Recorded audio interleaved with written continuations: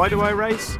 I suppose it's the chance to put myself man on man against some other guys and see whether all the training's paid off. It's great because at the top end of the racing you've got people that are really keen, they train really hard, but then there's also people that just take part because they want to be part of the stand-up paddleboard community. So it's a real mix of abilities and real mix of age, which just makes it really good. I love competition, I love challenging myself through training, I love competing against other people, and I would encourage anyone to give it a go. It brings a great group together with a club like SUP that we run down here. It's all about being together, training together, and that camaraderie, whether it's male, female, whether you're on a 12-6 board, 14-foot board. It's good to push yourself. There's always a good bunch of guys to paddle against. We're all good friends as well. Maybe not on the water, but afterwards we'll go and share a beer and have a laugh.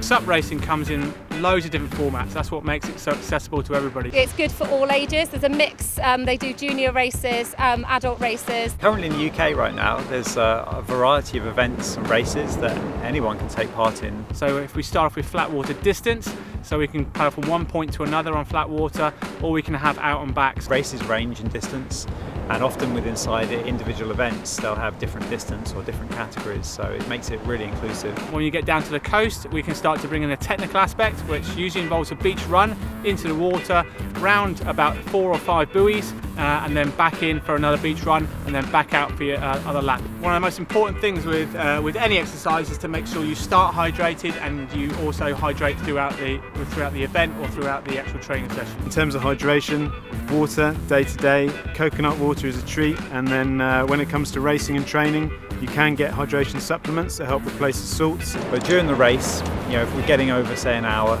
for me personally, and it does vary person to person, up to that hour mark I can survive on water alone. But once I start to move over that, I'd have to look to include some kind of salt replacement and some carbohydrates. When you sweat, you don't just lose fluid, but you lose sodium, but we all lose it at different levels. So one of the biggest performance indicators, if it's decreasing, is actually your sodium level.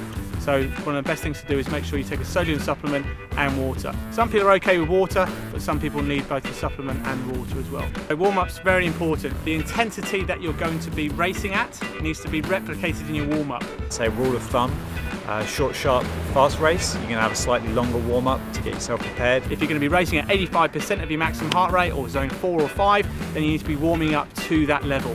The warm-up will include rehearsing some of the paddle strokes. It's about doing dynamic flexibility, doing all the movements that you're going to create on that paddleboard, on the bike, on that run. So make sure that you have a look at how you're doing. So it might be squat, it might be bend to extend patterns, it might be rotation, it might be push or pull. So have a look at what you're going to be doing in the event and replicate it in your warm-up in a dynamic stretch.